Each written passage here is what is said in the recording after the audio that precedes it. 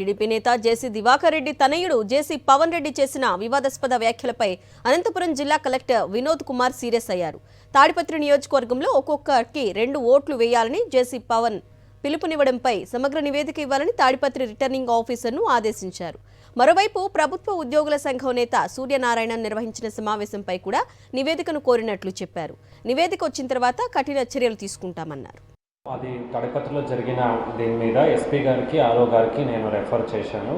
ఆ రిపోర్ట్ నాకు ఇంకా రావాలి. సో వచ్చినప్పుడు we will take action as per the rules.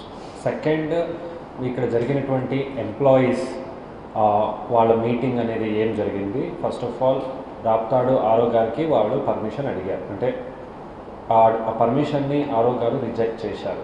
ఎందుకు రిజెక్ట్ చేశారంటే ఇందులో మీరు ఎంప్లాయీస్ని మొబిలైజ్ చేస్తారు అండ్ మీరు model code of conduct violate చేయొచ్చేమో, అంటే ఎలాంటి డిస్కషన్ మీరు చేస్తారని మాకు తెలియదని ఆ ఒక్క ఆలోచన మీద ఆయన రిజెక్ట్ చేశారు.